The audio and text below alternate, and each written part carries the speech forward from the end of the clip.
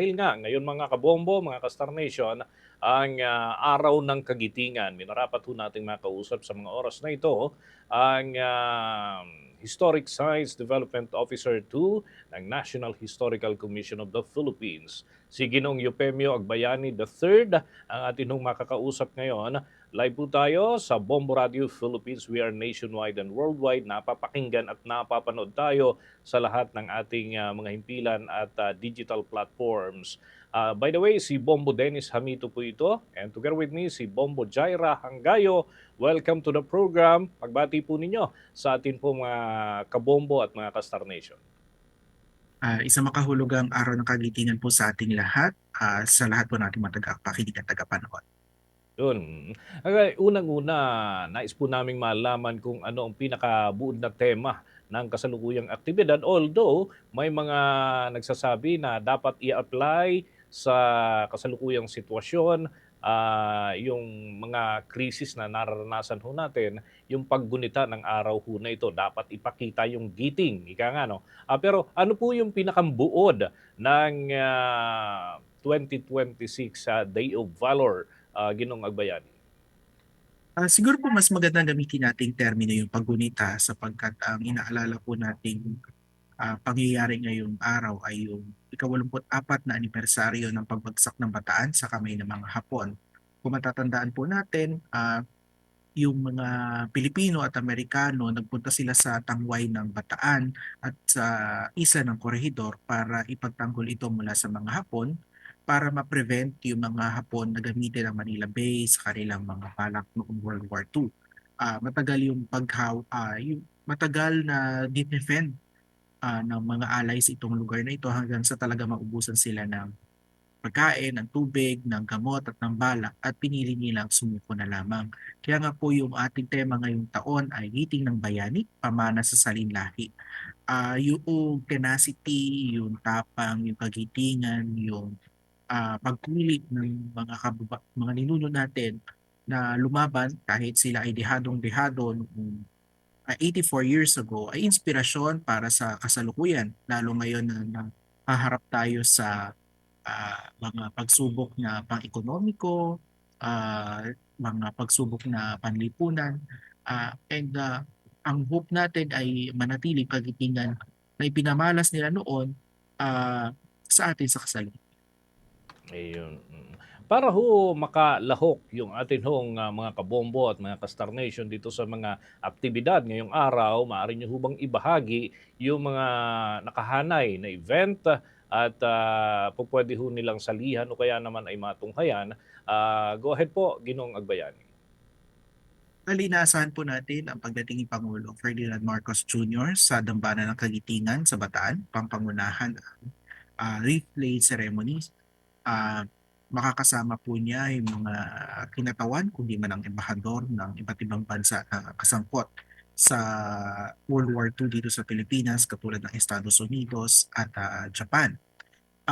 And kasama rin po niya yung mga matataas na opisyal ng pamahalaan at ng pamahalaang lokal sa Bataan. Kahapon po nagkaroon din tayo ng film showing ng Unsurrendered 3 sa Metropolitan Theater na binuksan ah, sa publiko ng libre para makilala yung mga veterano, hindi lamang po dun sa involved sa Bataan, pero ang kwento naman nito Unsurrendered 3 ay yung papers po ng mga Hapon na natagpuan sa, I think this is in Cebu, na nakatulong po upang maipanalo ng Pwersang Allies, kasama dyan Pilipinas at Amerika, yung World War II. Ah, Ngayon din po araw, libre po ang sakay sa MRT, and I think similarly po sa LRT mayroong mga ganito offer bilang pakikiisa po sa ating pagdiriwang o paggunita ng araw ng kagitingan. And bahagi po ito ng mas malawak pa po na observation natin ng Philippine Veterans Week sa pangunguna naman ng Philippine Veterans Affairs Office. Okay, ang akin hong katandem dito si Bombo Jai Rangayo. May ilang katanungan din para po sa inyo. Bombo Jai? Yes po. Dahil sa panawagang magtipid sa enerhiya, ano po yung mga alternative activities ang pwedeng masalihan ng ating mga kababayan nang hindi na sila nagtutungo ng personal sa mga dambana at pook na kasaysayan? Bale po doon sa program po sa Bataan, ay narinig po sa akin mga kasama dito sa NHCP, may mga usual po na ginagawa dyan na hindi na gagawin. Katulad po usually merong flower drop mula sa mga helicopter, papaulanan ng bulaklak yung Bataan kasi it's a sacred ground. Marami po namatay dyan at marami mga sundalo ang hindi na natagpuan, inilibing na lamang sa kabundukan mismo. Pero hindi mo na itutuloy yun ngayong taon dahil nga nagtitipid sa gaas. And maganda din po kung ang ating mga kababayan ay makakalahok po sa mga programs na inorganize naman po ng mga local government units at ng mga branches po ng PIBAW at ng Veterans Federation of the Philippines sa kanilang lugar. Marami po kasi mga plaza sa mga iba't ibang bayan sa Pilipinas ang dedicated sa World War II. And kadalasan po nagkakaroon din po ng program. Doon naman po sa mga nais manatili sa kanilang tahanan ngayong araw ng Kagitingan, mayroon po mga videos ang NHCP at PIBAW sa kanilang po mga Facebook page and YouTube channel na pwedeng panoorin ng ating mga kababayan para balikan kung ano yung kasaysayan ng kagitingan ng ating bayan, hindi lamang po um, noong World War II, pero sa mahabang kasaysayan ng ating bansa. And in particular po, ang NHCP at PIBAW po mayroon mga virtual tours kung saan inililibot yung manonood sa kung ano yung laman ng mga ah, shrines and landmarks sa kanilang mga pangangalaga. But at the same time, maganda po talaga makapag-spend po tayo ng panahon na bumisita sa ating mga shrines and landmarks kung kaya po ng ating budget dahil libre naman po ito. Especially sa NHCP, wala po kaming entrance fee.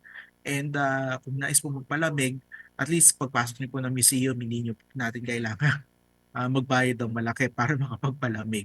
At natuto pa tayo. Mhm. And I heard may iba pang mga aktibidad na nakansela mula nang lumala itong oil crisis. Gaya nung sa Bantayog Festival at ngayon yung ilang event naman dyan sa May Bataan. Mayroon po bang abiso yung iba na mga canceled historical events?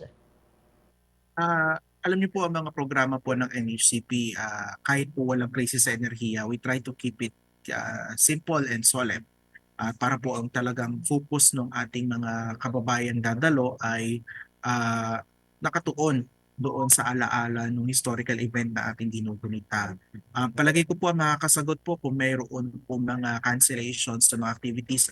Yung local government din po kasi ng probinsya ng Bataan ay may mga associated activities. Although ang nabalitaan ko po is ang Bataan Provincial Government tinuloy pa rin po yung isang trade fair, Kagitingan Trade Fair, kanilang sinuportahan para makatulong pa rin sa ating mga kababayan magkaroon ng kita ngayong panahon may krisis sa enerhiya.